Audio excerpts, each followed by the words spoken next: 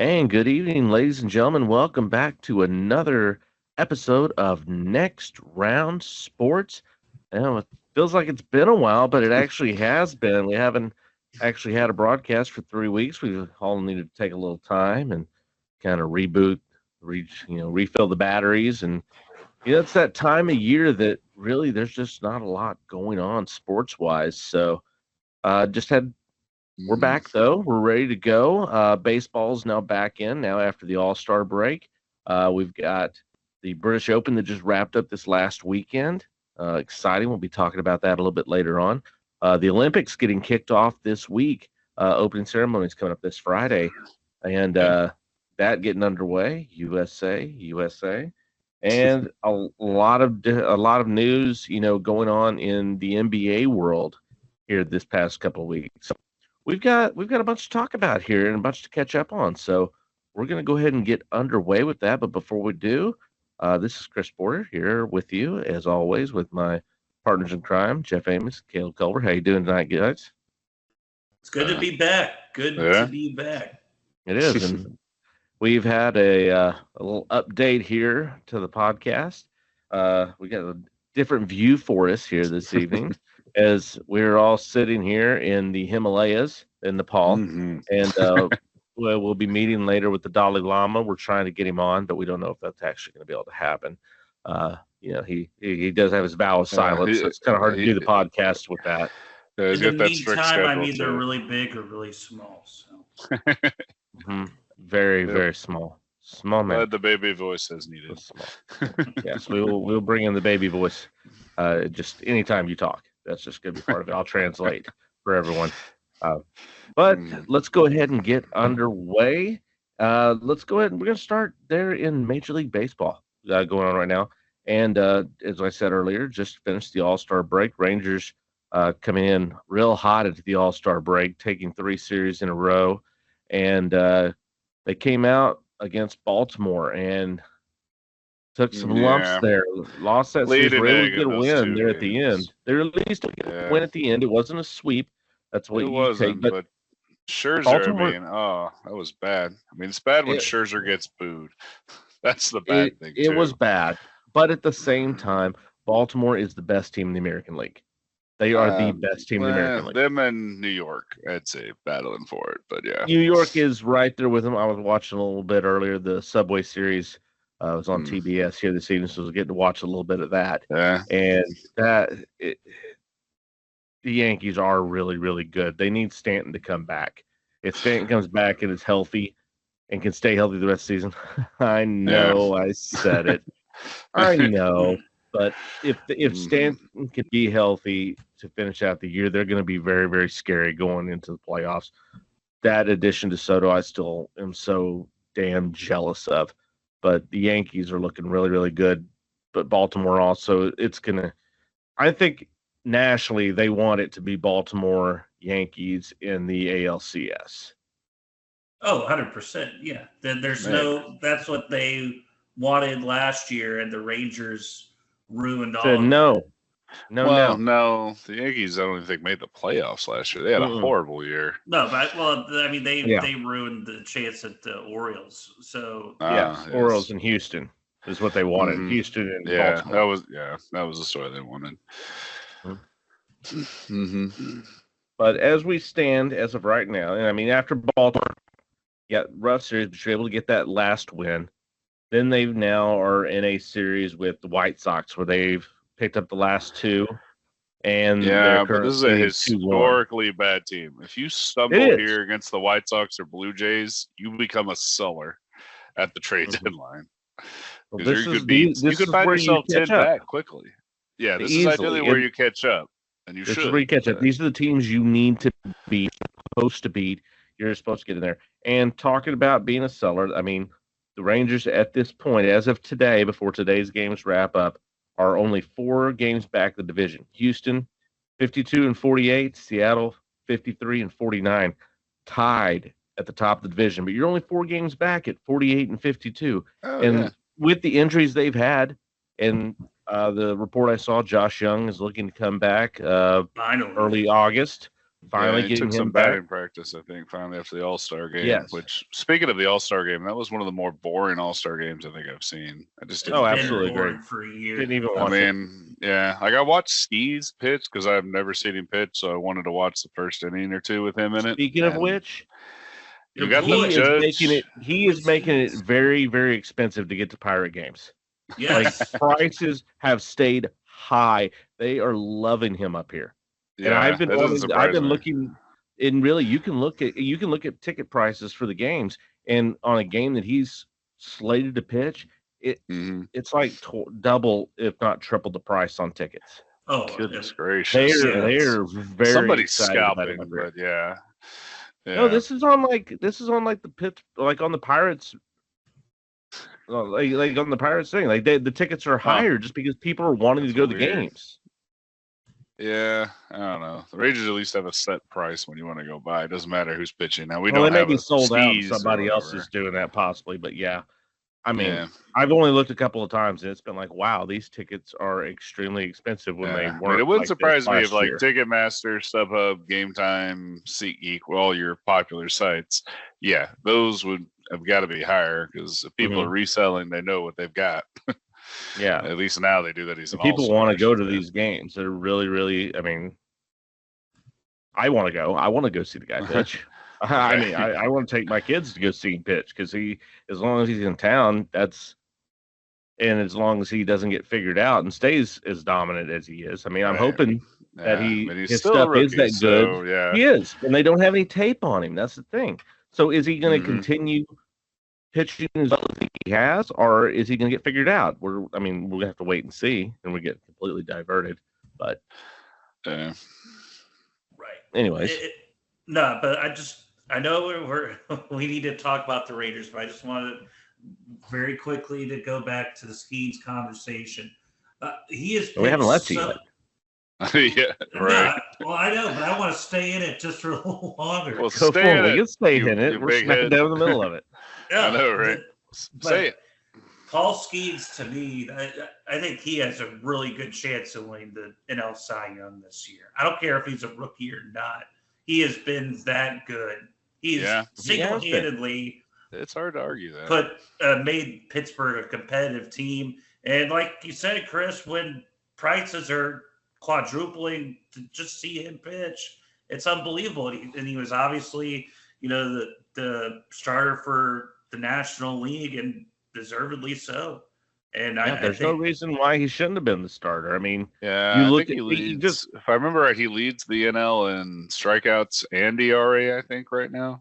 Exactly. I mean, it doesn't matter that he's a rookie. You look at the stats. Look at the stats of what he's doing, and they're heads and tails above everyone else in the National League. It's phenomenal. Now, like I said, is he gonna be able to continue this, or is this because no one has any tape on him?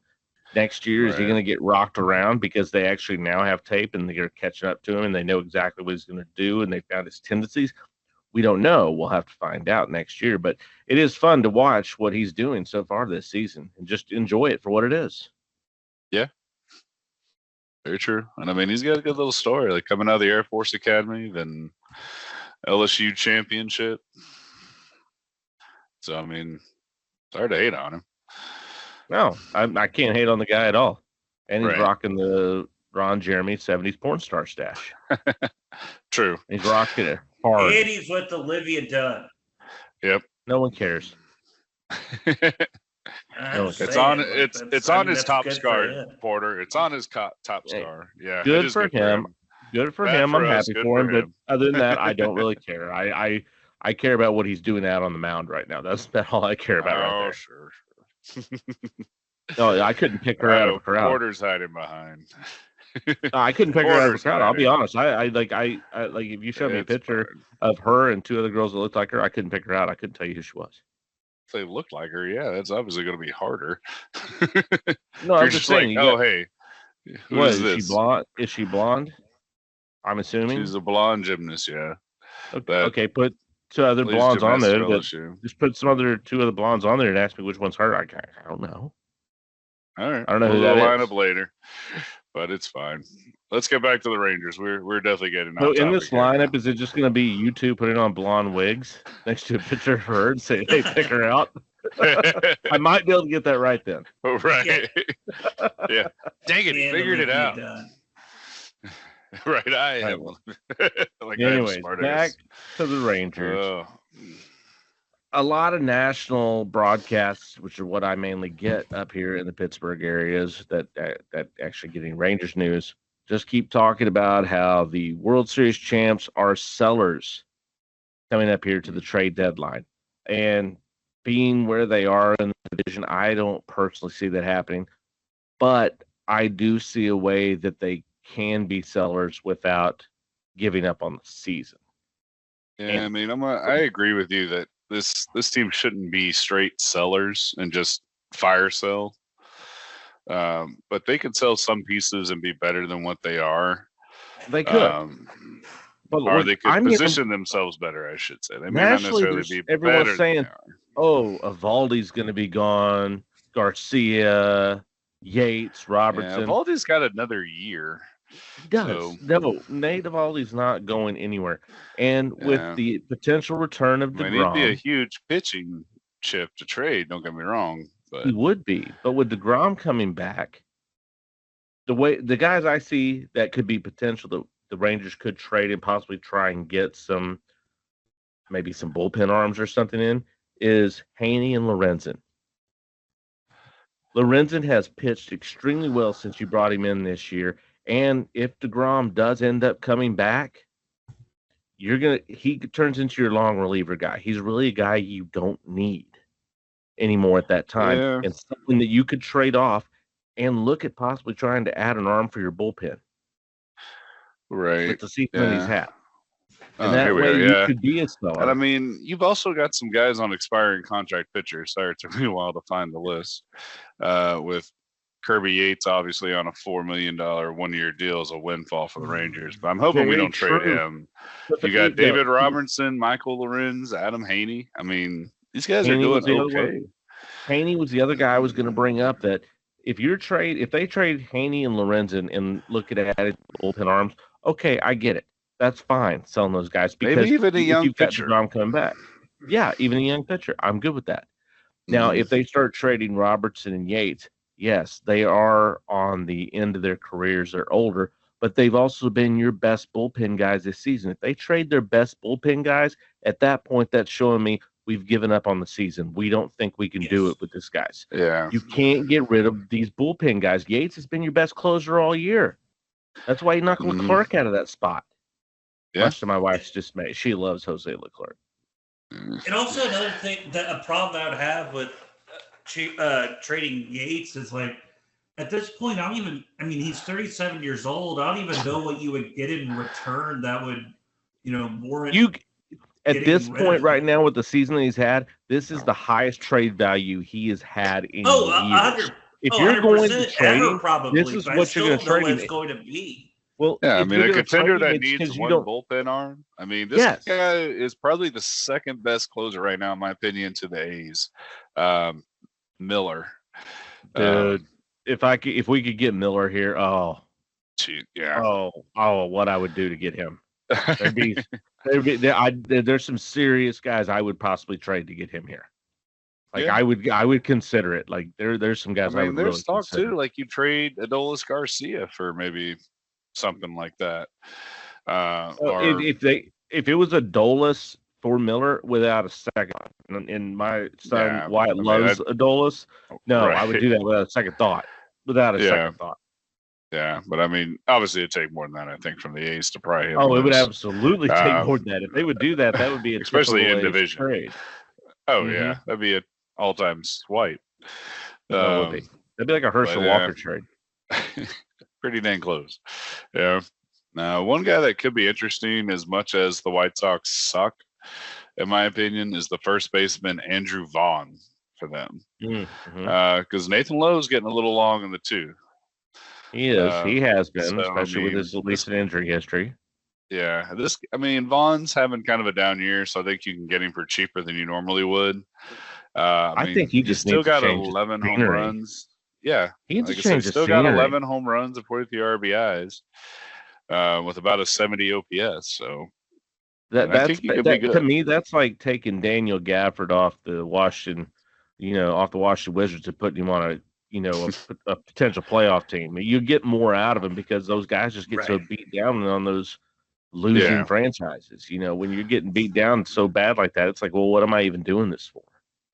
And then you get them onto a team that actually has a chance, and all of a sudden it's like, all right, I'm motivated again. And not that there's anything wrong with that. It's just typical human nature. I mean, it is. I mean, Dragowski's, I think, playing better than what he was with the White Sox. We got him back in the early trade. And I mean, geez, Josh Smith is still killing it too. Dude. I mean, his defense is like looking incredible right now. Not just bad anymore. They're not going to have a chance to playoffs if he's their best player. He was their best player through the first part of the for the first part of the season. He was. First half of the season, he was their best player. But you're not going to be in the playoffs if he's your best player the second half. But as long as he keeps playing like he's going, I'll take it, man. I'm extremely happy with Josh Smith. I'm very happy with what we've got. Yeah. If Simeon and Seager come back to even average, and then, like you said, you've got Young hopefully coming back. Evan Carter, there's no timeline on him, unfortunately, with that strained, I think, back. I don't think they're rushing him back with the way that he started the season. They're not rushing him back. He's got a long career. There's no reason to rush him back. No, I agree. Yeah. Like I said, I mean, I'm not saying rushing by any means. I mean, even Scherzer was on a pitch count, and I was happy with that for his bad start against the Orioles. Absolutely. But I mean, I think he may have gotten pulled sooner than his pitch count might have been the way he was pitching that night. But yeah, the other guy, the question is Garcia. Like we said, I mean, he's not getting any younger either, and he's having a down year compared to last year. Is this somebody you look to trade, or do you hope he bounces back next year? I mean, I would kick the tires on the market. It doesn't hurt to see what he would get back in return.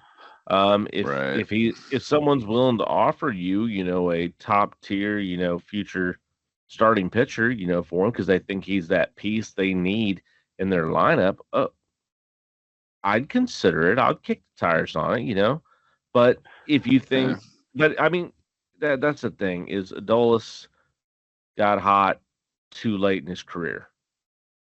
He was a decent player, but he really didn't seem to figure it out till late in his career. And unfortunately, that sucks. It does. I would love for him to stay with the Rangers. And then basically they give him a nice little payout at the end is basically, hey, thank you on the way out the door. Right. Which is the only way he's going to make money. That's just really what it is. It's just, here's a thank you for what you did for us. Here's like a closing bonus or something.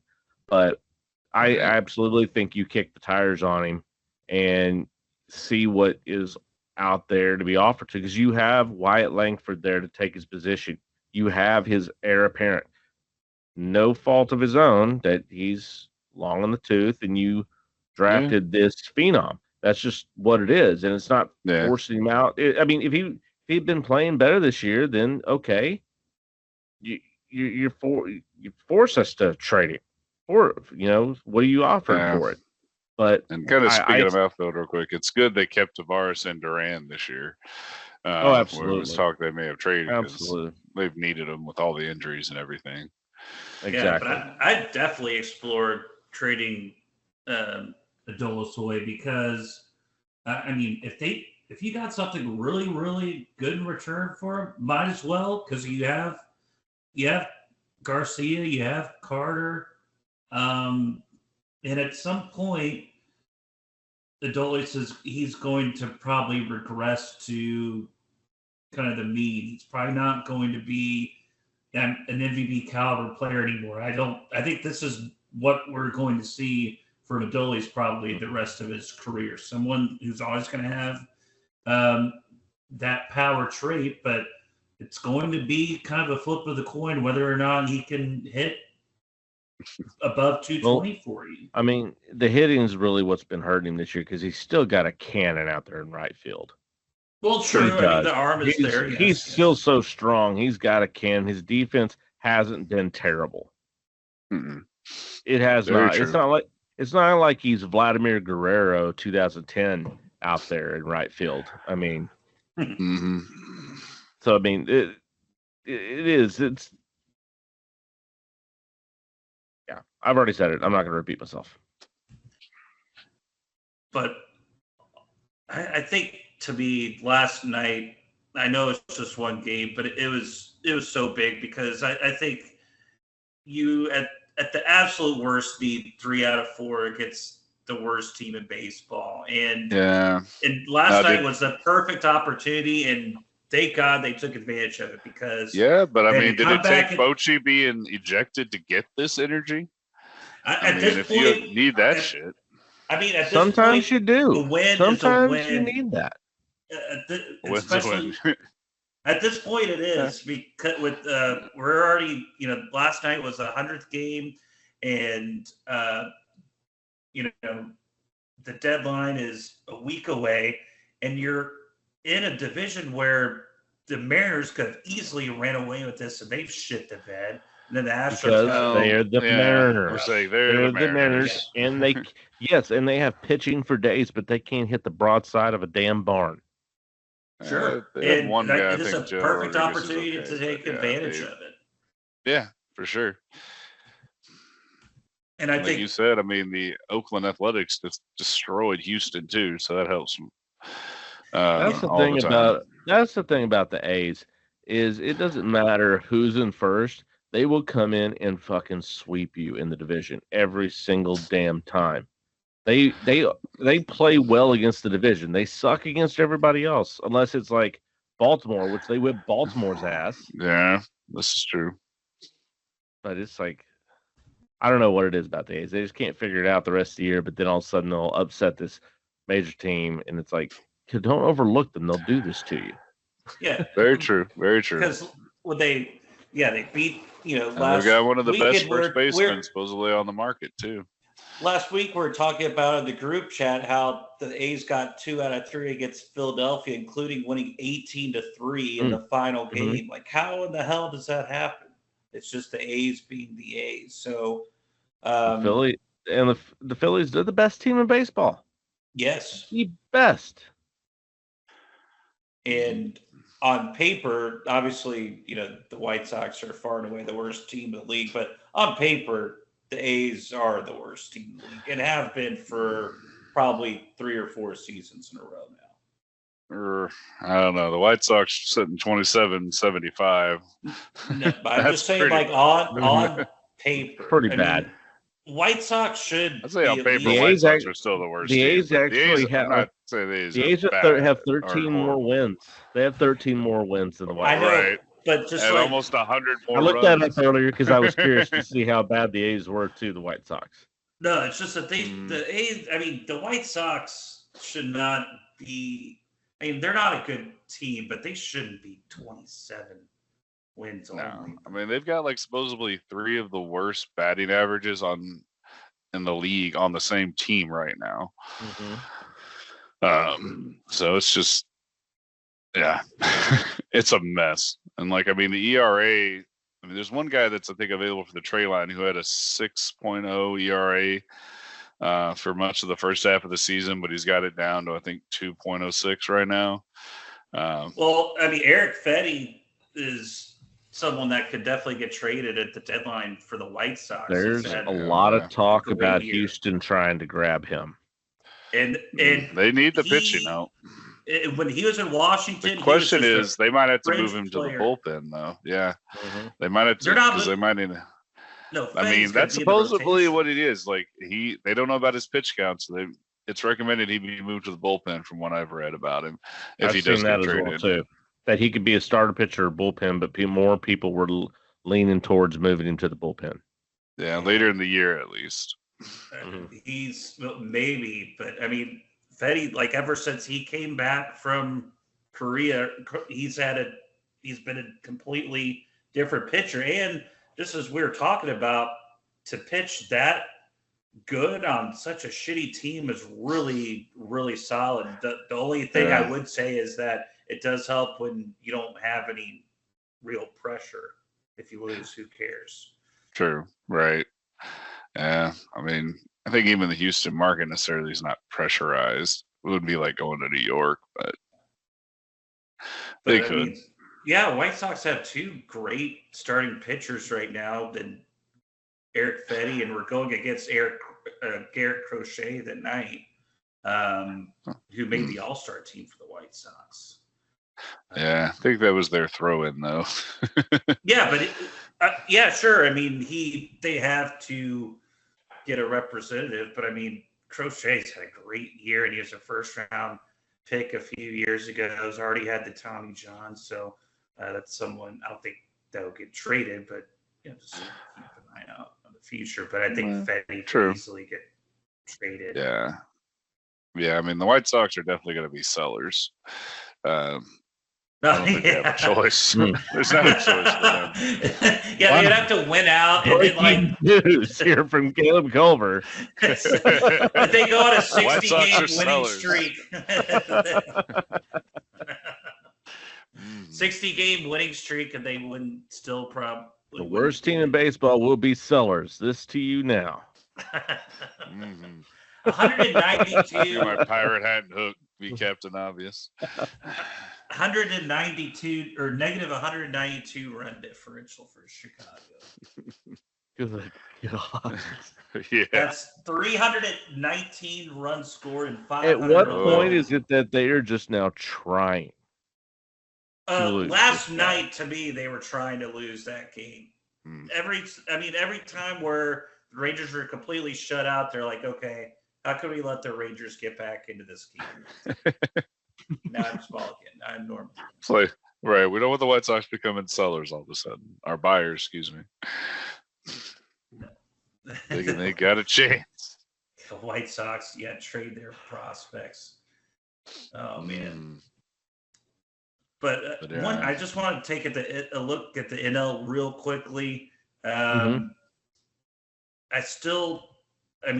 Yes, the Phillies are the best team in baseball still, but I really think that the Dodgers are going to really come on strong here in the second half, and they already started. They have an 8-game lead in their division, and for the first time this season, the Padres watch. They are actually in second place, 8 games behind the Dodgers.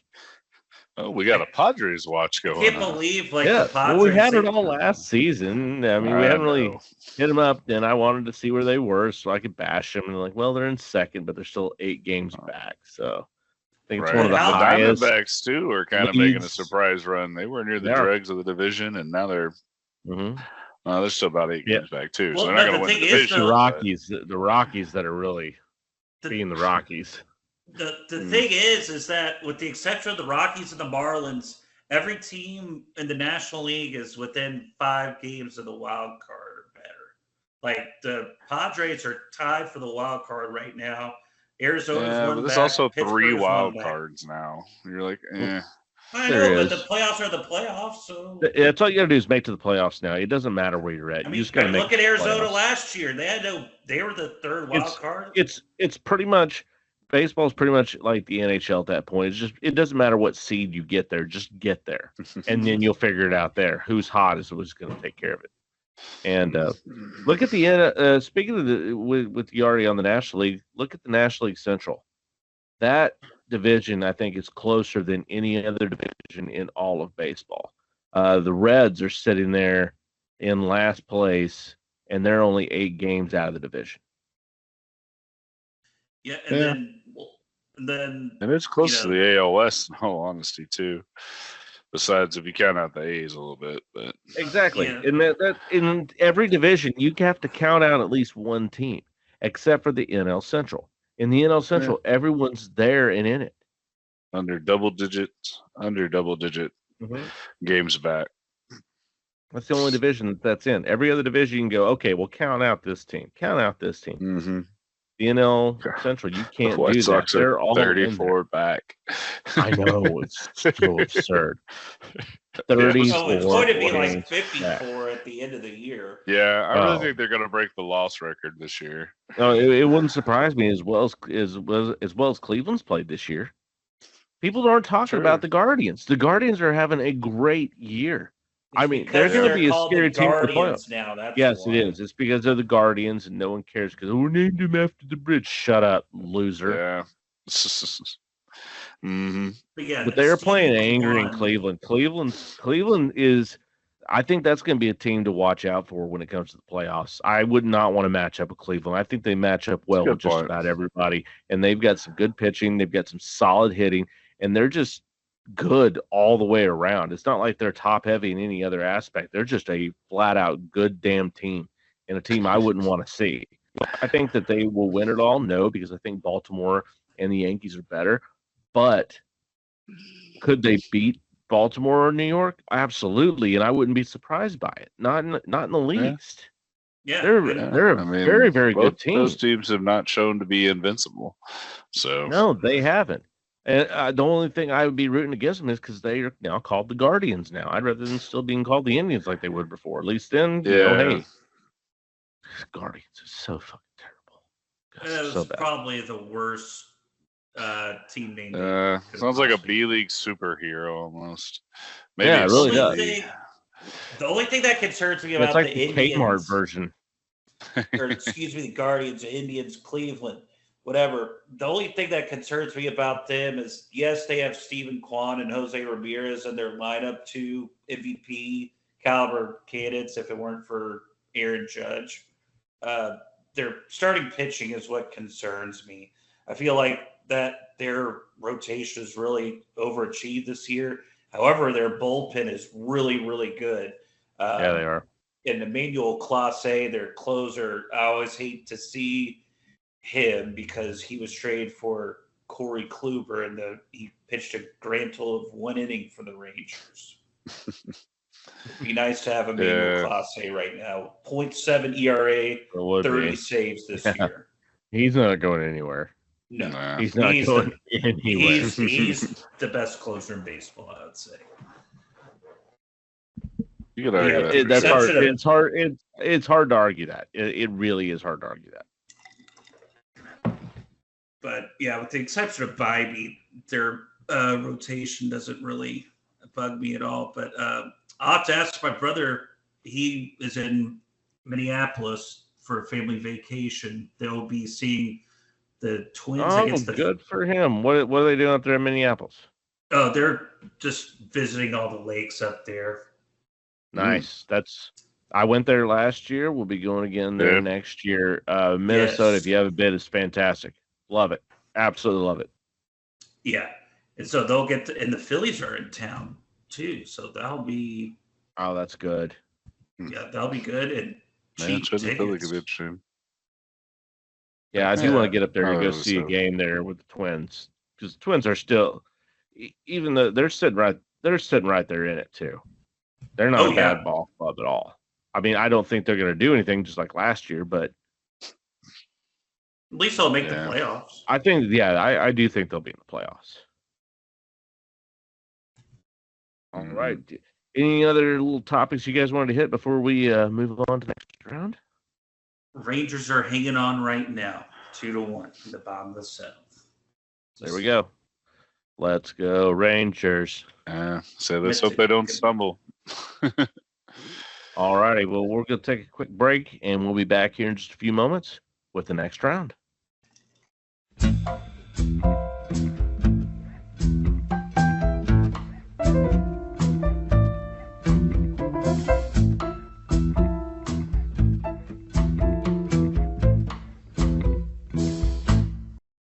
And welcome back from the break.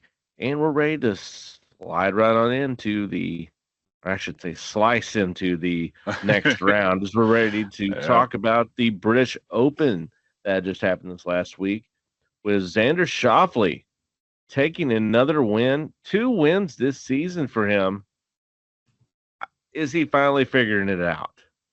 Looks like it. Yeah, he definitely has. And it's kind of reminiscent. Oh, no, I was just going to say it's kind of reminiscent because it took forever for Scotty just to get a PGA Tour win. And then when he got one, then he started winning all the tournaments, it seems like. And then Xander, he finally got the monkey off his back, winning a major championship at the PGA. And then now they talked to him after winning the British Open. He was like, "Yeah, it's just no big deal. I'd done it before, and there's no reason why I couldn't do it." He shot a 65 in very difficult conditions. That's one of the best rounds you'll ever see, or one of the better rounds at least you'll ever see. I couldn't be happier for Xander Schauffele. I've been a fan of his for many, many years, and just he seemed to have that Jordan Spieth, way of having a leading the entire tournament, and then just wetting the bed there on day 4. That's just seemed what he did consistently until the Players earlier this year, where he was able to finally get over that hump and get that win. So I'm extremely happy for him. Glad he's able to get another major win. Great for him. Maybe this is a potential if, as you just said, just like with Scotty, who is the best golfer right now in the world. I mean, and he's been the best golfer in the world for the last 2 years. If Xander can come out and start making a few more wins, start making a here, can we start getting a budding rivalry? Something that golf really hasn't had since Woods Mickelson. Something that can help start bringing that mix too. I think back in the day. Yeah, start getting this thing, because everyone, the talk is always that Scotty Scheffler, he's the best, but he's a boring winner. We've talked about that before on here. Right.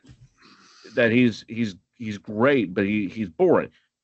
How can they market that? Like, you can't really market, as much as everybody likes him, because he looks like he's the everyday dad who just goes out that you feel like you can, hang out with and have a couple cold ones with. But if you can actually build this rivalry here between these two young golfers, that's something I think the PGA would really like to be able to capitalize on and start marketing this rivalry between Schauffele and Scheffler, although people probably might get their names confused multiple times. No kidding. My mother-in-law gets them confused all the time. Yeah. Like, oh, Scheffler won again. We're like, no, it was Schauffele. Huh? Close. Yeah. Xander, not Scotty. Go by first names. Well, it's better than that's better getting confused, Scheffler and Schauffele confused, when my brother-in-law called Xander Schauffele Xander Souffle one year. They thought it was French. He was just hungry, maybe. Yeah, he's just cooking it up. That's all. Mm-hmm. He's cooking. So Scotty might be a good nickname for him, though. So Scotty has the 6 wins this year. He has the 1 major, but would he rather? I know this sounds silly, but would you rather have had the year Xander had 2 wins, but 2 of those are majors, or had the year that Scotty had 6 wins, just the 1 major though? He did get the Players though, which is the 5th, quote unquote, 5th major. I think if for me to answer that question, I need to know what are the total earnings for each golfer this season. I still say 6 wins is what you're going to have. So I believe Scheffler's earnings this year are $28 million. Is that from ads, or is that from wins and earnings alone, or and Schauffele's $15 million? So I would take Scheffler's hands down. Honestly, I think it kind of million. Depends. Like, if you're trying to make your name, you want those major wins. So if you're a younger golfer trying to make a name, you take the majors because you get your name out there. Mm-hmm. But still, 6 wins is a good way to get your name out there too. With bank. It's Scotty, just a kid. He's got a mouth to feed. You got to make that paper. But when you diapers ain't gonna make themselves, man. No, diapers are expensive. I know that. Diapers are damn expensive. No, you make the money. I take Scheffler's year without question, because you only have the 1 major, but you were still the most dominant golfer in the game. It doesn't matter that you've only won 1 to his 2. You won 6 in the year, and you were the world's number 1 golfer, and you were the the betting favorite of every tournament that you're in, hands down. No. And these tournaments that he won, these are big time tournaments. Like the Players, that's the fifth major, and then Bay Hill is a huge tournament. Memorial is huge. Harbor Town is huge. Hartford is huge. I mean, these are incredible tournaments, and they're high payouts too. They're high payouts. It's high purses. The purses are huge. Some of the biggest purses in the entire year. Oh, 100%. And now the only thing is, and again, I think this is unfair, but will the pressure for Scotty next year be, okay, yeah, it's great that you can win Augusta, but can you win another major other than the Masters? I think that man feels no pressure. I think the clock starts on that next year. I don't think it does. No. He went to jail and then came back and made his tee time. That is incredible. It shot a 67 or whatever it was. Yes, it shot a 67. No. Pressure does not affect him. No, it doesn't happen. Well, I mean, let me rephrase it this way. I mean, maybe he doesn't feel the pressure, but I mean, I think the questions are going to be asked next year. It's just like, look, win something else other than the Masters as far as your major. Again, I think that's incredibly unfair, but you're going to get the Players Championship as your majors. It could. I mean, if he starts missing cuts on those bigger ones, then maybe. If he's blown out by 10 strokes on them, maybe. But if he's up in the top 5 on all of these, and is within a stroke of the winner, no, I don't think that happens if he's up in there. Now, if he starts pulling Jordan Spieth, which I hate to do that, saying that because I like Jordan Spieth, but I mean he's done it to himself. If he starts doing this where who's Jordan Spieth? Who's this guy? Exactly. If he starts, just wasting it away and just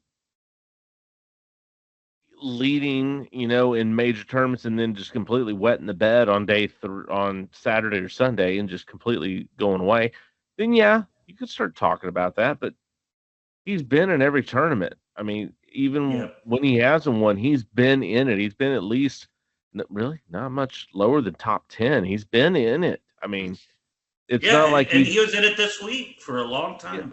Yeah, he's not like taking tournaments off where he's like, the only time you don't see him in the top 10 is when he's not there. He didn't play. That's the only reason. When he's there, he's in the top 10.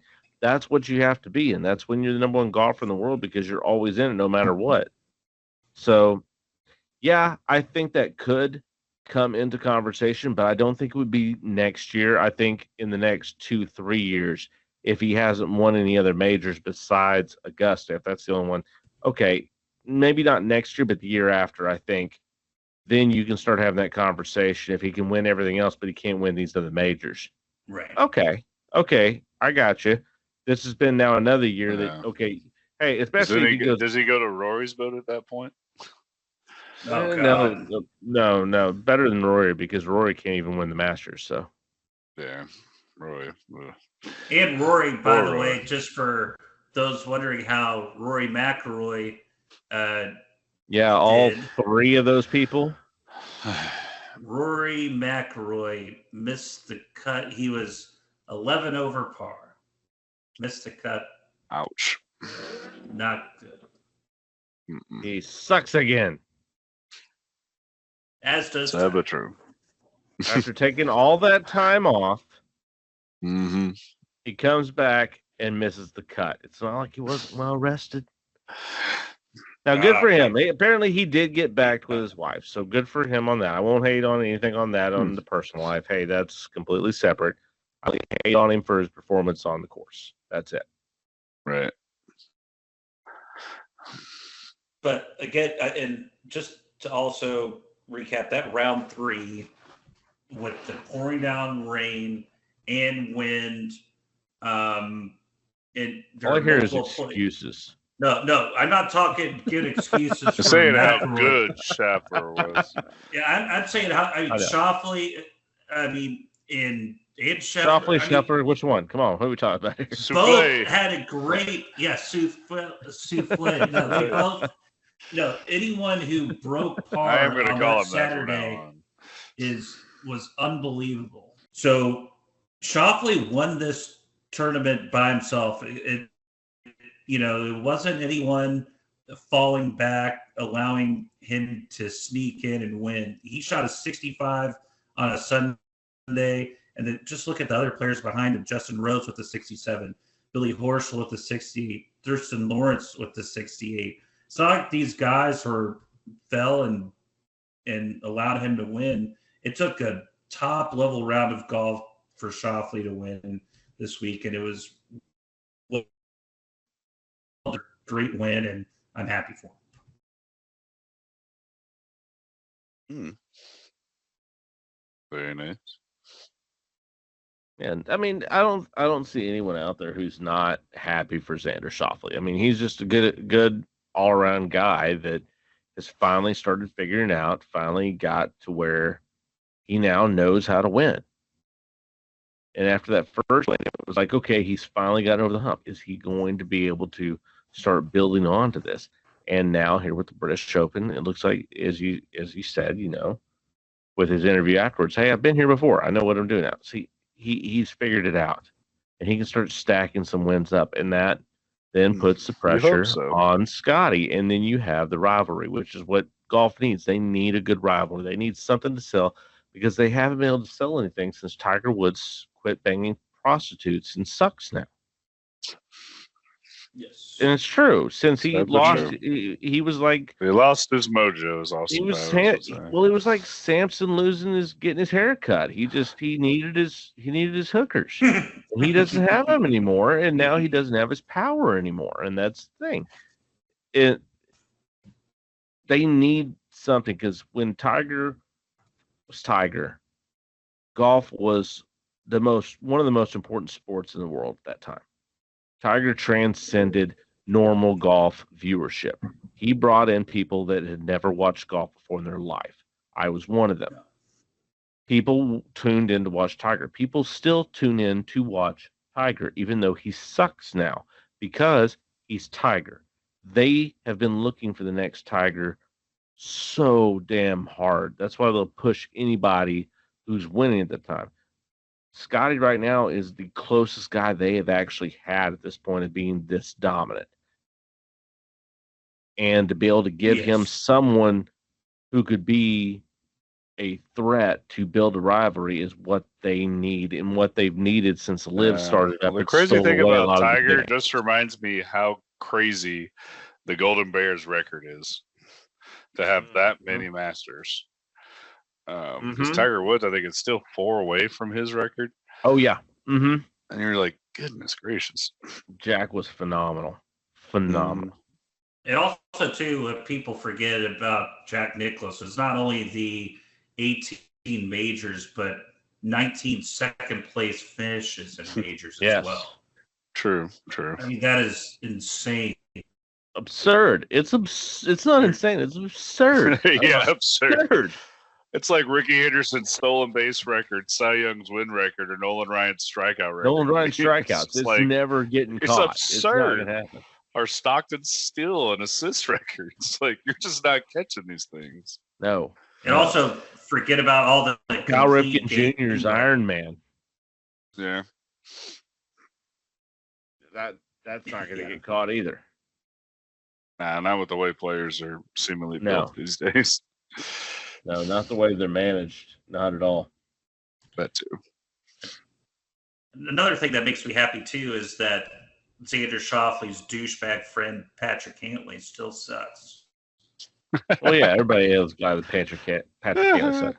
Now the question is Xander Schauffele finally getting the success because all of the other great golfers left for Liv? Oh, he had to sneak Liv into it on you, Jeff. They still played the major championships.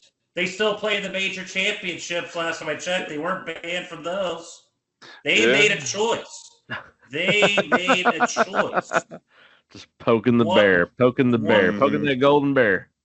One golfer from Liv made it into the top 10 this week at the British Open. That was Jon Rahm, who quietly shot a 68 on the final day. Which Rahm has not played well since he made the move over. Now, he was dealing with some injuries, but he has not looked good since the Masters of not this year, but last year when he won. Yeah, 23. He's not looked good. He has not looked good. Mm-hmm. And there had to be injuries going on with that. So good for him. He was able to finally, have a good showing, because really the only shining star in the majors for LIV has been Bryson DeChambeau of everyone else, who's trying to really redeem himself as not being such a douchebag, but still is a douchebag. I know, and I want like everything I'm seeing. It's like telling me I should like him. I'm like, no, don't fall for this what he's doing now. Remember where he was. Remember Yes. Brooks Koepka idling as he walked by. Remember this. Exactly. Never forget. Never forget. All right, we'll go ahead and take a break here. Well, actually, I wanted to bring up one last golf thing. I got something from golf. So you do have something. Oh, wow. Yeah. Caleb with golf. It's not Masters related, but it is golf related. We have a new record on the longest hole in one, thanks to Siwoo Kim. 238 yards. So, okay, now that brings me to a point that I wanted to say. Go for it. So he beat a record that stood since 2001, though, by about 16 yards. So, as I was alluding to, on Saturday, the conditions were damn near impossible, especially late in the day. And when Siwoo Kim played that 17th hole, there was no wind whatsoever. And Scottie Scheffler played that hole. So the gods aligned, huh? Scottie Scheffler played that hole late in the afternoon and it was pouring down rain, and there was a 20-mile-an-hour wind going straight into his face. He had to hit a freaking 3-wood off the tee on that par 3 and got within 2.5 feet of the hole. That shot, because I mean, Kim did it with a 3-iron apparently. Yeah, that shot that Scheffler made was 1,000 times better than Siwoo Kim's shot. I don't care if Siwoo Kim's, but it's not a hole in one. I don't give a shit. And that's a record. Scheffler's shot was so much better. They don't count in the conditions. DeChambeau had the best shot out of the bunker on number 18, actually. Who? Oh, never mind. Sorry. My bad. I'm thinking of something else. I'm getting this tournament confused with another one. Sorry. Oh, the last tournament. Yeah, the last tournament. You were thinking about the U.S. Open. Yeah, I was like, wait a minute, that's a different tournament. Yeah, no, that was at DeChambeau at the U.S. Open. It was. Yeah. That's all right. Well, unless I get interrupted again, we'll go ahead and take a break here after all this golf talk, and we'll be back here in just a moment with the next round.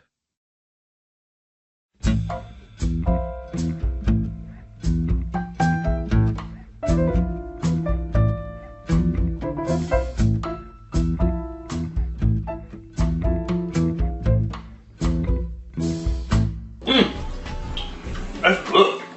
That's good. Man, that's good. That's what you call gumbo. Poor man gumbo. And welcome back from the break as we're ready to go into the sports gumbo. We've got a little bit of everything all thrown in together, and a little shorter episode. It is that time of year, so we do have a little shorter, but we do have an supersized gumbo. This is the big pot that we're brewing up here tonight. And Caleb, you're going to go ahead and start this off, throwing that first ingredient. What do you got for us? I got some soccer for you. The Euros Championship. So you're putting a little kick into the gumbo, is what it is. Yes, a little cayenne, if we will. Waka. Oh goodness, but yeah. So the Euro Championship I don't think that's really any big surprise in the Euro Championship. To me, this game played out just like it would, with England getting their lucky goal, but the Spanish getting a pair around it, and just England can't win the major tournaments when they get there. So, congrats, that Spain. last goal by Spain, though, we watched that. It was like, that was amazing. It truly was an amazing goal there at the end. Very true. Very true. Like I said, I mean, Spain just did what they needed to do, kept their striking attitude, and there was a lot of controversy, though, that with the extra time wasn't fully recognized. So there was that controversy that came there at the end. That's true. But yeah, I think that's just England being pissy. It was because I even thought, when I was watching this, that, it said, okay, it was close to the official time. But as I've noticed in most of the other Euro games that I watched, okay, it would say +4, but you were 8-10 minutes in, and it kept going and kept going. But here in the in the championship game, it was immediately, no, we're stopping right now. We're done. Now, yeah, I think that ref was a little upset with some of the fucking yelling he was getting at too between England and Spain too. It seemed like that. It did seem like that. And I'm not saying that England, like when that last Spain came in, it took the sails out of England's ship. Like they were done. Like even if they would have got an extra 10 minutes, I don't think they would have scored. I just don't think that would have happened. So England's just been lucky this year. That's why I said they got their one lucky goal. Spain beat them 2-1. And my son was rooting for England because they had Declan Rice and Saka on the team. His boys from Arsenal were there, so he was rooting for them. But it just they looked deflated. Like even when they got that goal, it looked lucky. It looked like a lucky shot, is what it looked like to me. Yeah, I mean that's what I said. I mean that's kind of what they've been this entire tournament. Like they probably should have gone out against the Dutch. I think it was in the semifinals or quarterfinals, and you're just like, well, they should have lost to Slovakia in the. So that's who it is. Yep, we talked about that. Yeah, we talked about that. Just like 3 weeks ago. They've just been lucky. So like I said, you would have known it from the English fans who were like 70% of the fan base in that arena there. And England travels when they get to championships because they want to win one. They have not won a major championship, be it a Euro, World Cup, anything in years. The last time they won it, they presented it to a young Queen Elizabeth.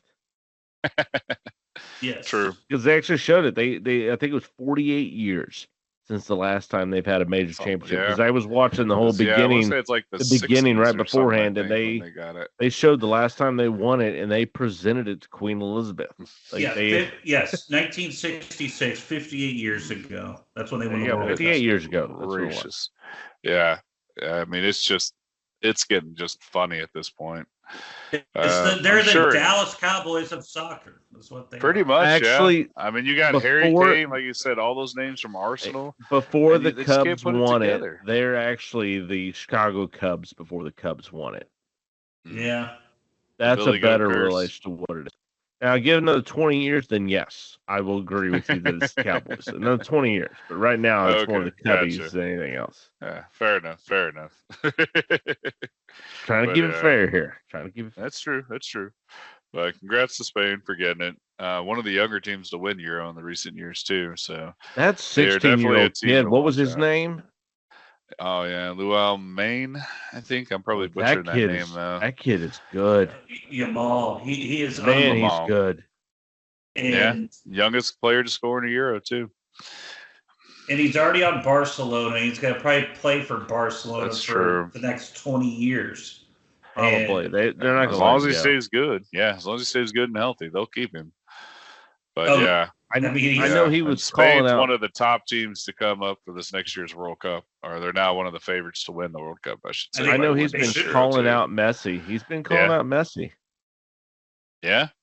Saying that's the next challenge. That's the next hurdle he needs to complete. To complete the young part of his career is to beat Messi.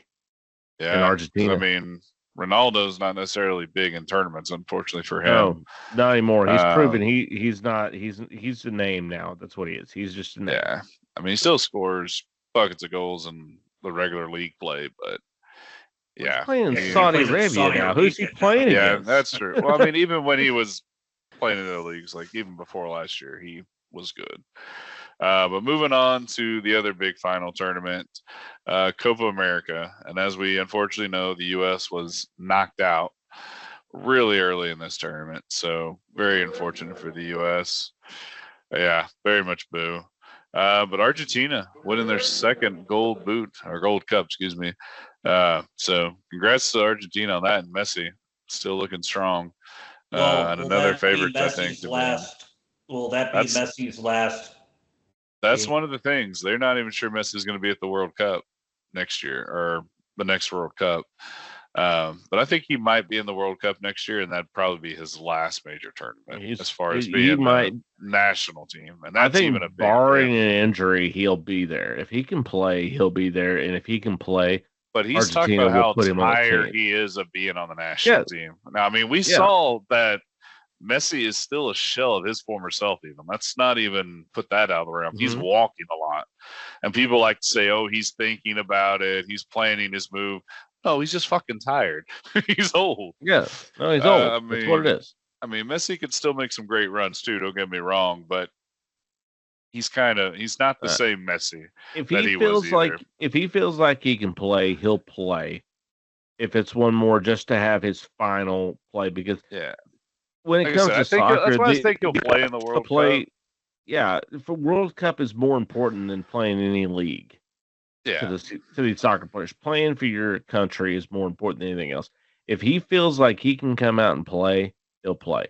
Now, if he feels like if at that point when World Cup actually gets going, he's out there practicing, because they're going to have him on the team until he just goes, "Yeah, I'm done." Yeah. And he'll be there. He'll be at practice. He'll go try. He'll go kick around. He'll go run a little bit. See if he feels like he can do it. And if he goes, "Hey, my body's not going to do it," and he quits, then they'll make the decision at that point to what they need to do after that. But Argentina is going to go full-fledged. No, we at least have one more year of Messi. We have one more year. Well, you know that they're not saying anything else. 2 more years in the World Cup. So that's the thing, is he's got to remain healthy for another 2. But I think he'll play for the World Cup. Don't get me wrong. Yeah, that's what they believe. They've got one more World Cup. We got one more World Cup. That's all we have. Right. One more. Yeah, because I think Brazil was the last team to win back-to-back. And that's been years in the World Cup. I know Italy did it too, but they did it, I think, before Brazil. So I think the Pele era was the last one. But anyway, I'm getting a little off topic there. Sorry. But congrats, Argentina. Beat Colombia 1-0.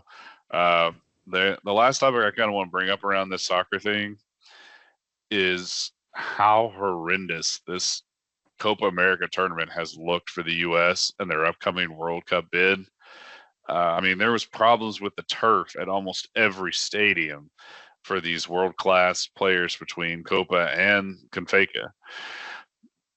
You've got the last game that had to be delayed by 30 minutes because Colombian fans are breaking into the stadium and just rousing the doors as a mob, just trying to get into the stadium.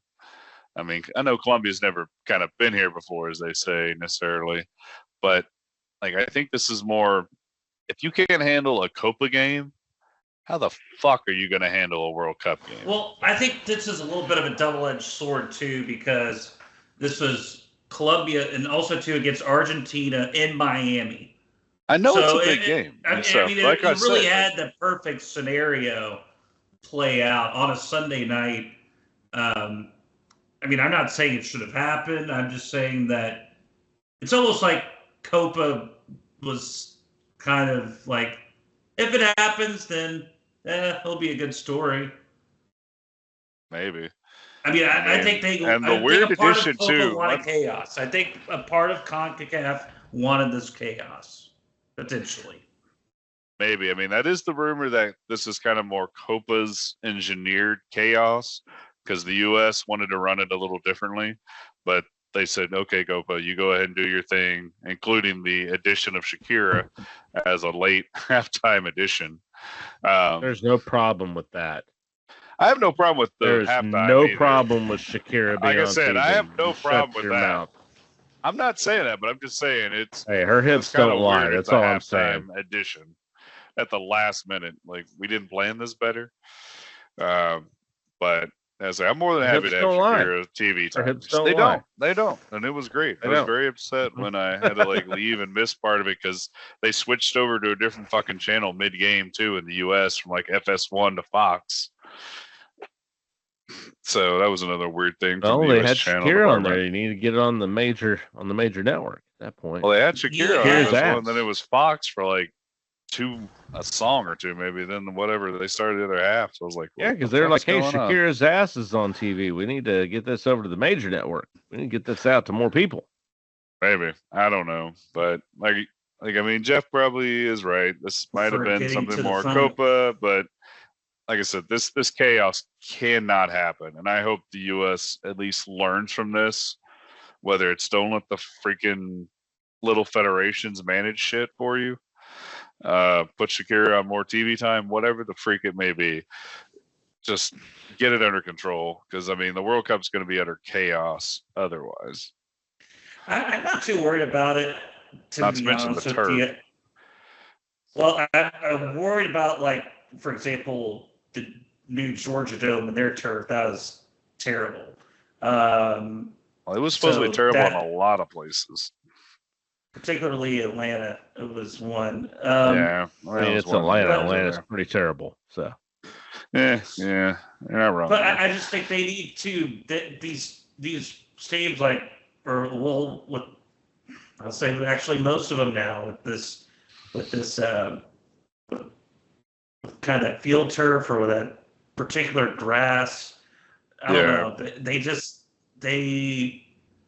You really have to be careful. You can't screw this up because I'm not worried about the security at all because 94, I think they did a real solid job handling the security. Yeah. And what I'm worried about is, 94 is a little different. They had a lot of stadiums play on natural grass.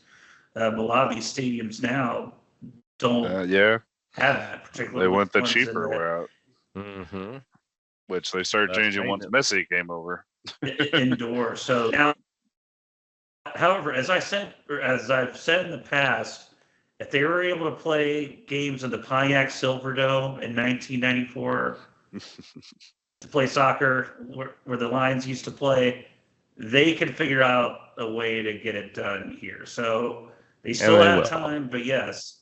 And it's just a little, I'd say, yeah, I mean, it was a little discouraging to see how some of the playing conditions were for Copa America. I agree with that. Yeah. But agreed. Hopefully they'll learn, like we said. But yeah, that's pretty much all I got on the soccer front. All right, Jeff, first what do you have to throw in as the next ingredient to the gumbo? I'm frozen again, but can you hear me? Yes, we can hear you. Yes. Oh, Okay. There you are. All right. I moved again. Back to So- life. So a couple things that I wanted to bring up. One, I'll go ahead and bring up the local story for the Mavericks is that Spencer Dinwiddie has re-signed with the Mavericks, which, to be honest with you, I did not anticipate happening. True.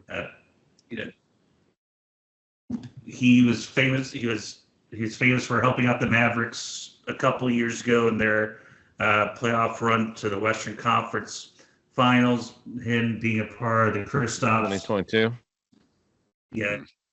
Porzingis deal, and then he wound up being in Brooklyn. Had the opportunity to sign with the Mavericks after being let go by Brooklyn midway through this year. This is kind of what's pissing me off about Dinwiddie. 5 months ago, he said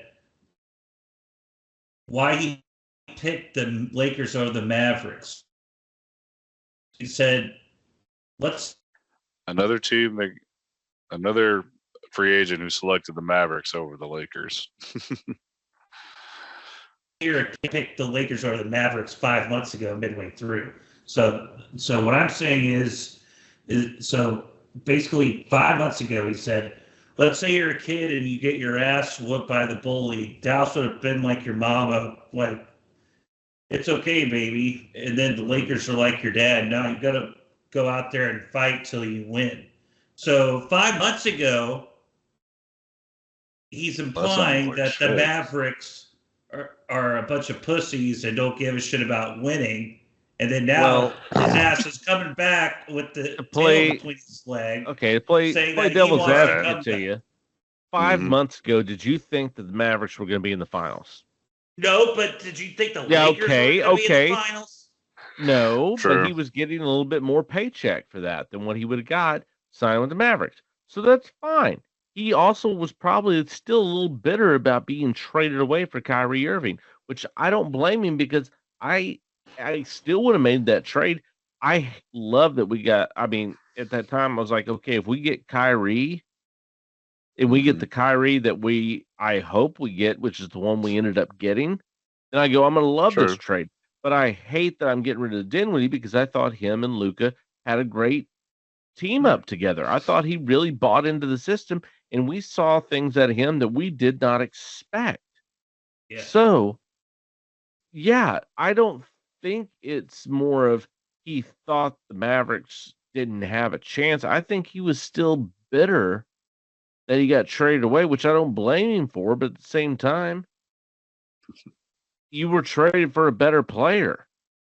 You were part of a package that brought a better player in, and Dorian Finney-Smith has looked like dog shit since he left. He's not even in their starting rotation anymore. And you left, it went to the Lakers. Okay, you went there. Well, now in that 5 months, you see, okay, hey, humbled myself a little bit. You know what? Maybe I shouldn't have been so pissed off at him for trading me because look what they've built here. And you know what? I think I can be a part of that. I think I can be a piece of this, come off the bench like I did there. And I'm coming off the bench to a better team than what I was there. And I haven't had the same success that I had there since I left after going to two different teams. So I think he got humbled up and realized, hey, we can get back in there. And I tell you, I'm fucking ecstatic to have him back because I think he played the best basketball of his career for those 2 years that he was with us. And I think having him come off the bench gives you now a trusted, a guy that the fans trust, that the kid trust, because he did have success coming off the bench for us and actually, putting some points up in 2022 when we had that run to the Western Conference Finals. And I think that it's a good pickup and somebody that you can put in for Luka or for Kyrie, and you can trust he's going to come in and give you good quality minutes and play good defense for you as well. Right. So it's just going to be interesting too to see what happens to guys like Jaden Hardy. Like, how's he even going to play anymore? He's going to need to step up his game. That's what he's going to have to do. If you want to make sure you get the minutes, you need to go out there and practice and prove it. You need to go out there and beat these guys. You need to show a reason why you need to play. That is the whole reason. And if he doesn't, then he's going to ride the bench. But if he comes out and proves himself and fits his offense and fits, shows he's the better player, then he'll get the playing time. That's what it is. That's all of sports. Go out and show you're the better player and you'll get the playing time. And hey, at least Tim Hardaway is finally gone. Yes, we don't have to talk about it again. His name doesn't need to be brought up anymore. He that shall not be named. Yes. Exactly. What else you got, Jeff? So one NBA story that shocked me is the latest with the NBA television rights.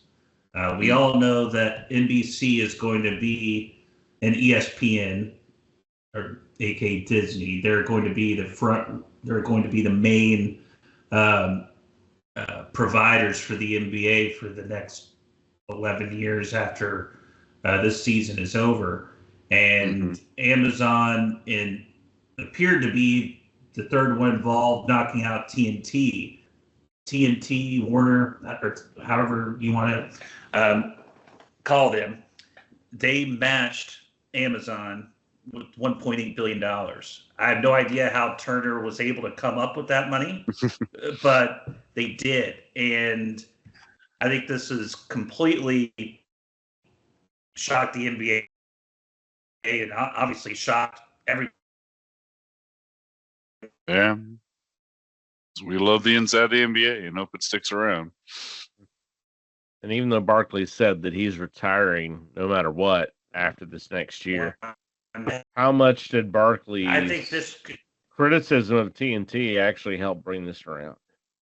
I think and that's why I think couldn't keep Barkley if TNT does get this. But it seems like the NBA wasn't expecting this either, and so I think if it was up to the NBA, they would want to have Amazon. Why? Because Amazon it's a pipeline of money. TNT can't just print money like Amazon can. And my gut is that Amazon's offer with the $1.8 billion include a provision to pay multiple years up front. But Time Warner says TNT, Warner, they said that they could do that too. And, this could get really nasty because, again, it could, but I bet the NBA just doesn't give a shit about its fans, and it's going with Amazon. No, but as much as we all like inside the NBA, they want to, but legally, how can you do that? How could you say that you gave TNT? You said if TNT can match it, then it would be TNT to have. And legally, I don't know really how you could back. Well, word of mouth is not a binding contract where I think these are being done in California. You can say what you want, but doesn't necessarily mean you get it. Well, no, TNT, they already informed the league that they're matching the $1.8 billion deal. And that's fine. I just don't think the NBA has to give a shit, basically. Well, I think the NBA can say, well, sorry, we're going with Amazon anyway. And I think it would be screwing the fans if they did that, but I think they're going to do that anyway because they don't care. That's the thing. I mean, the thing is they said, though, that TNT, I mean, not just said, I mean, it's in contract that if TNT matched, then if it's in a contract, that's a different story than that's what I'm saying. Same. I was mentioning, for lack of a better word, buying a contract. I just said saying, but it's in contract that gotcha. They, So would have to match. Mm-hmm. So this could really be a nasty legal battle. Yeah, I just like the fact too that the NFL got sued and for having the Sunday ticket being too exclusive, and recently lost that battle. They're of course appealing it because it's a lot of money they'd have to pay, and the NFL doesn't want to give up money. But people could be seeing some revenue come back if this court hearing is upheld for the NFL. And like you said, Jeff, that could get interesting if it is in the contracts that, hey, we said they could match and they did. And then we said, that's not really what we want. Well, it's in the contract. And it's in the contract. Yeah. Sounds like an HOA to me. Yeah. So, I mean, this is going to, I think, potentially be, a huge legal battle. And I think all of us hope that TNT wins out the end, but we shall see. Yep. Very true. All right. Anything else you have to add to the gumbo, Jeff? All I have to say right now for the gumbo is that the Rangers are victorious tonight, and the Angels Nice. are beating the Mariners 5-1, and the A's are beating the Nice. Astros That's an 6-1. So Yeah. the Rangers will be 3 games out of first place, Yay. barring a miracle. Mm-hmm. Barring a nightmare Unbelievable. scenario. The We already closer got the miracle. we are buyers. Let's go. Let's be buyers. Exactly. Unless you do those sells that I was talking about. Strategic buying is what should be the trader deadline Exactly. motto. Strategic. And those who don't All know, should the be trade strategic. deadline, I believe, is on July 30th this year. Yes. So just an FYI. Strategery. Yes, That's what we're looking for. strategery. Strategery. I was born Yes, to sir. lead, not to read. Yeah. Go 43. W. Mm-hmm. Well, what I have to bring in tonight is Friday the Olympics get started, and Yep, I've yep. just got some questions I USA. think we need to discuss about here. And one for both of you on a scale of 1 to oh fuck, how worried about you, or how worried are you about the USA men's basketball team? Well, barring the fact that they're only beating Germany right now, 62-57, Yep, I'm going to give it about a solid 5. solid 5. Okay, Mm-hmm. all right. What's your reason for a solid 5 being just sitting in the middle, being a fence post sitter? Well, I've seen some decent things, and I know Durant is injured right now. He could obviously make a huge difference as far as the offense goes. But at the same time, like I said, you're not blowing these teams out, but you're also not losing to them. Now, the South Sudan game worries me. And shout out to Al Dang as the coach for that team and building their first indoor stadium here soon. But goodness gracious. I mean, it took the last 2 seconds for you to beat South Sudan. Yes. And that's after giving up, I think, a 10-point lead to this team in the last couple of minutes. So, I mean, I think there's reason to worry, but I don't think it's like panic time just yet. I'm close to it, but not quite there. I'm on a -5. I mean, how do you almost lose to Sudan? How Yeah. is that South Sudan. humanly possible? Oh, no, South Yeah. Sudan. Excuse me. Yeah, they changed names a lot. Which It's fine. in that country, they don't own there's not a single indoor gym. That's why I said Dang's building their first one. Yes, So, I mean, this But is a team that practices can- outside all the time. How can you give him just a 5? You sound like LeBron Oh. right now.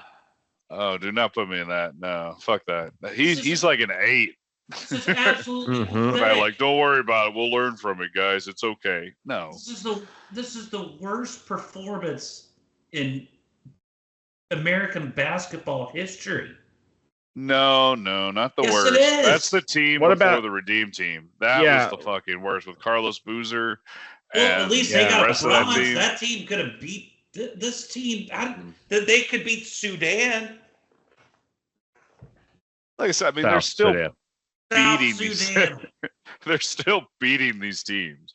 Like I said, I mean, By right one now, freaking well, point. excuse me. Now they're losing Hey. to Germany 64-62. So maybe I'm a 3 Winning now. by 1 is better than losing. Yeah, they are Right. losing to Germany at the moment. Yeah, so maybe I'll drop down to a Does, 3. does this all barrel down to Jason Tatum sucking? I think it's a little bit of that and LeBron's leadership, in all honesty. I don't think he can lead a team. Well, he is leading all of the USA athletes out by being the flag bearer. What And that's In the fine. opening He's ceremonies. the well-known athlete. I get why he's the flag bearer, but that doesn't make him a better leader. Oh no, I'm not arguing that. I'm just saying that he's the flag bearer. So, Right. Yeah. in that And aspect, like I said, I he is mean, leading he's Team a America. world famous athlete. People are going to recognize him. I get it. And what USA Germany basketball game are you talking about that's going on right now? There's a Playing right USA now. showcase. Yeah. It's a showcase game. Oh. Mhm. Yeah, it's not. They're still prepping for the actual. I know, but wasn't USA Germany? They played yesterday, though, right? Oh, maybe this is an old one then. It could My be an old apologies one. if it is. Yeah, because USA had to come back and beat Germany yesterday. Okay, that's probably what this is then. Because like I said, they're losing right now. Well, now they're tied 64-64. But this is probably than yesterday's game. Yeah. So they beat Germany is what you're saying, but it wasn't. So they had. So It was close, again, though. LeBron had to single-handedly. LeBron had to single-handedly come back and beat Germany. He's the one that's like, scored the last couple of buckets. So I mean, in that regard, I guess LeBron's doing what you want him to. But the problem is we're getting in those situations. Yeah, and so this is really, really bad, and I don't anticipate this team winning the gold medal at all. I don't see how any team that can't beat South Sudan or has trouble beating they South did Sudan. beat them. Like I said, they'd still beat them. And they beat these have teams no like NBA Canada. players on They're their still team. undefeated right now. They have no NBA players on So I their team. mean, I'm not saying they did, and I'm not saying it's a great showing, but at the same time, it's like they're still undefeated. I mean, with the Germany game, obviously you telling us the result, I'm going to slide down to a 3, being much closer to, we're not winning the gold by any means. Because, I mean, these teams aren't your Spains and your Canadas we talked about, and you're typically better teams. This is Germany, who I think is a decent team. Don't get me wrong. Dirk's homeland, of course, but it's still Germany. Right. Wunderbar. And what's Jokic going to do to the U.S. when they play Serbia? They don't play Serbia. They didn't make the Olympics. Serbia made the Olympics. No, they got knocked out by the Greeks, I thought. Yep. Yeah, knocked out by the Greeks. Jokic is playing with his horses, is what he's doing. Are you sure about that? Yep. I could have swore because I thought it came across the line a little bit earlier. I was like, well, shit. I was kind of surprised. I mean, if you've got Jokic and Doncic on the same freaking team coming at you, that is going to be a hard team to beat. That's true. All right. Were there any other sports you guys were looking forward to watching, besides basketball, coming up here with the Olympics? Well, I always like the beach volleyball games. Everyone loves those. Men-wise, love those. I like the women's games too. Don't get me wrong. The beach volleyball itself is just fucking awesome. That's what I'm talking about. Men love watching the women's beach volleyball. I thought you were saying the men's beach volleyball tournament. No. I was no. Pay attention. Well, you got to phrase your shite better, man. How about that? Use your brain. What am I talking about with beach volleyball? Why in the hell would I like men's beach volleyball over women's? Use your brain. I'm not asking questions, man. No, it's a don't ask, don't tell. Brain. Use your brain. You know better than that. Don't sit here and try to turn around on me when you know better than that. Oh, shut up. Stop it. But yeah, that's about the only sport I could say right now. I care about men's beach volleyball. Yeah, there you go, Jeff. Only men's. All right, there you go. How much interest do the two of you have in the newest Olympic sport, breakdancing? Big fat 0. Or maybe I'll go with Jeff's -5 earlier. I don't care. I mean, it's a new, brand new. I mean, come on, breakdancing. You're not even intrigued in the least of just seeing, hey, what is this going on here? Because to me, it's basically the floor routine. I could turn on my TV. I mean, it's street gymnastics. You're right there, but no, I don't care. I don't even care about the regular gymnastics. Same. Which brings me into gymnastics. Nice little segue there. Yeah. And Simone Biles, everyone, she's back to lead the American team. And I have to say, she better not pull what she did last Olympics. And everyone, oh, well, she had a mental breakdown. She has her mental health to take care of. Okay, I understand that. I get that. But the thing was, that didn't just hit her right in the middle of the Olympics. She was I dealing mean, with something we can't beforehand. necessarily. I figured, yeah, No, but I she mean, we was. also can't say that we're not freaking athletes. We've never You been know, in I a can't position. say that. Yeah, if when you put yourself and you're an athlete and you're in that big of a stage, you're open for critique from everyone. And my critique You're not for wrong her there. was that she knew she was not feeling up to snuff when she came out. And at that point, she decided to push forward and then quit on her team, which she should have stepped away beforehand when she was feeling Let one wrong of the before alternates the go. time. Yes, she should have stepped away sooner than she did because she selfishly took that time, could have let the alternate have more time to practice, be ready to go, and have them in a better place instead of the last minute. Oh, now you're going up to go perform the Olympics when you weren't expecting to go. And to me, that was selfish on her aspect. She put herself before her team, and she needs to prove that she's more part of the team here in this Olympics than what she was last time. Because up to that point, I was really a big fan of hers, and I thought, oh, good, this is our next, you know, Wonder Kid. gymnastic icon that we can look at because she was so dominant. But Yeah. hey, I understand mental health. I get it. Everybody's got to talk about it. But if Yeah. my And let's critique not forget about too, that- the USA Gymnastics is kind of dark right now. no, it is, but it's not what it was back in 1996 with what was her name, Mary Lou Oh, Mary Lou Redden, where she broke her leg Redden. and had Yeah, to go Mary on. Lou Redden. Back in 92 with her. Yeah, but you Sophia still got the whole Marciano. Nasser stuff. Yeah. I mean, it's And not like I mean, it was the back critics then. were still running it up until about 4 years ago. I think right before those Olympics, give or take.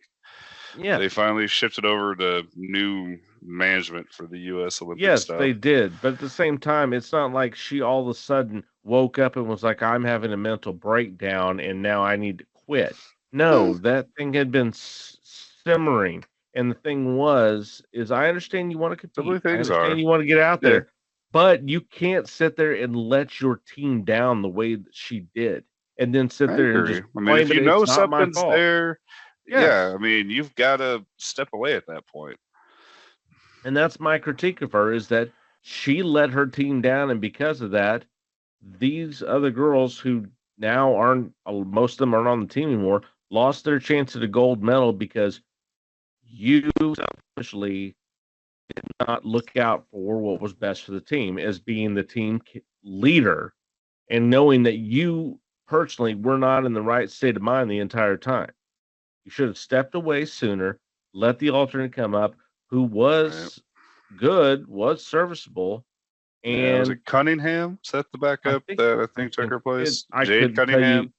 I think so, but I couldn't tell you right off the top of my head. I couldn't tell you. No worries, yeah. But just But yeah, being able to she give did that good. I can't remember time. who it was. She did well, but I think she could have done better had she had more time to prepare and be ready for, instead of just going, you're coming as an alternate, like, all right, it's like being the backup quarterback, like, all right, sweet, just here, just get to look at it. Then it's like, okay, now go up in front of the entire world and go do your performance now because our best player is saying they're having a mental breakdown and can't do it.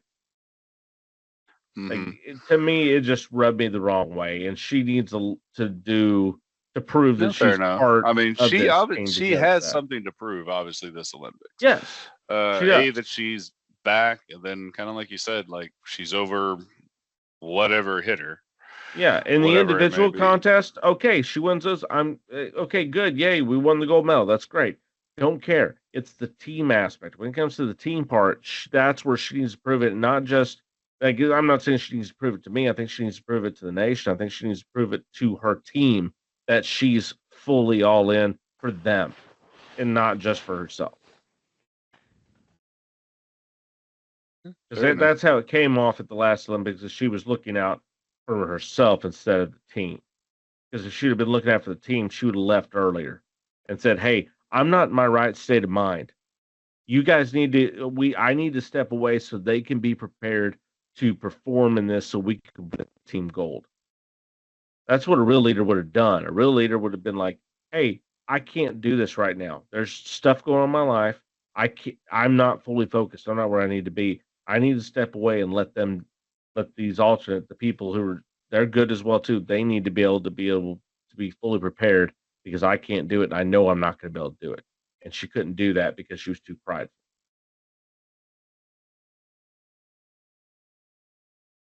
Just my opinion. I wonder how Like it or not. Jonathan Owens, her husband, just signed on the Bears.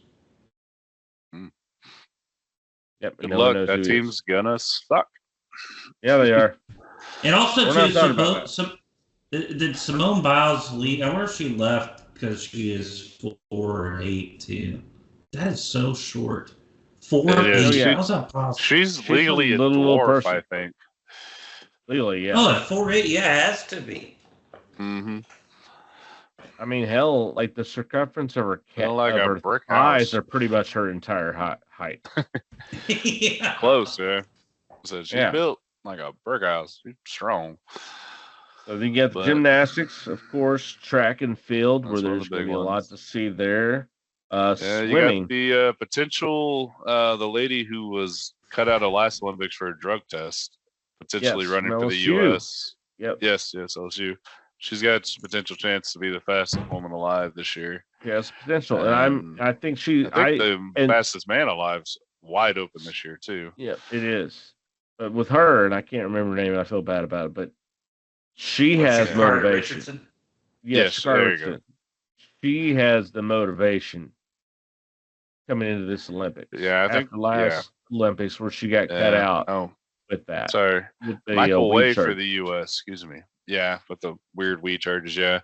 Michael Way, I think his name is, has a decent shot to actually win the fastest man alive, but it's pretty open, as we said. Is I think Way, he didn't set a record, but he tied, I think, Usain Bolt's record at the Worlds or something like that, or he won the Worlds. So he had a really good world showing. So he might do something in the track events, that is. Well, then the only other ones I'm interested, I've got wrestling and then swimming. And is Katie the Machine Ledecky going to end up after this Olympics being the most dominant swimmer ever? It's highly possible. 'Cause, I mean, I don't And- necessarily see any competition at the Is Worlds she- that she was is in. she- I mean, the Olympic trials, she blew everybody away. I mean, To me, she has it's- 7 gold medals. Yes, I see her in. I mean, it's put her up there in Michael Phelps status now. Easy. And even I say, then, man, Michael Phelps, when he was there, you're like, okay, yeah, I think he's gonna win, but it wasn't Yeah. as dominant as she is. Like when it comes to the Well, longer, when she's some in of her, them, when yeah. she's in her stride, there's no doubt, none. Now in the shorter races, she can get caught. Now we learned that with the Australians finally able to beat her, but those were never her thing. She's a Right. long distance swimmer, and she is just so absolutely dominant that yeah. No, it'll probably take her not this Olympics, but next Olympics to actually beat Michael Phelps. But she could easily be in the 14 gold medal category if she just doubles her current one. I mean, Michael Phelps will still have 23 total. But Yeah, but I think if she even gets another, I think if she gets over 11, she's the most decorated women's swimmer in U.S. history. I think she only has to get. I think 8 is the record for women, and so Oh, is it 8? Okay. So I mean, That might be 8. she'll thinking pass about it. So I think Highly total medals likely. is 12, and then Kayla Ledecky has 10 total ones. So I mean, barring just an unforeseen collapse, I mean, based on medals alone, Katie Ledecky will. I mean, She'll be the I'd most assume decorated she's women's gonna- for sure, and highly close Women's. to Michael Phelps' record Mhm. as the most Yeah, decorated mhm. swimmer of all. yeah, it's just that Michael Phelps is just at a whole. Yeah, another like I said, I level. mean, it's 23, so I mean, it's going to take her probably at least 2 more Olympics if she's got it in her, Exactly. to potentially break his record. But she'll definitely get the women's. I think this time, like you said, barring some catastrophic injury or just weird flukiness. Mhm. All right, well, that's all I've got here for my side of the gumbo. So we'll go ahead and take that off the burner and throw in the Yeah. okra and everything else. Well, I think we did forget one thing, though, that you gentlemen actually mentioned to me. Michael Gallup's retiring. Right. Got to bring that up. Yep, Yes. Michael Gallup Oh, retiring from the NFL at 28 years old. Even he didn't want to play for the Raiders. right. He's like, Don't I'm blame done. him. Forget this dumpster fire. Yeah, I mean, again, just it's, Agreed. at least he got paid, but for his sake, but he was never the same after suffering That leg the injury. torn ACL. Yep. It just completely ruined the rest of his career. Yeah, and also not even the ACL, but the calf injury as well. One thing I did want to clarify is that yes, Serbia will be in the will be in the Olympics, and USA plays Serbia on the 28th, and so they'll have to go against Jokic, and that will be quite a game. It'd be interesting for sure. And that, and also too, I'm looking forward to the golf. I'm looking forward to Olympic golf. I'm as well too, and we'll have some updates on that on our next episode, as we'll be right in the middle of the Olympic season, along with baseball as well. So that'll give us plenty to discuss with everyone next week. So we look forward to that. Glad to be back. Thank you everyone for joining us. And just as we always say, please like us on our social medias, like and comment on any topics you'd like for us to address and talk in future podcast episodes. I would like to thank everyone for joining us. Once again, this is Jeff Amos, Caleb Culver. Join us here. This is Chris Porter. And we'd like to thank you all, and we'll see you all at the next round. Cheers. Cheers.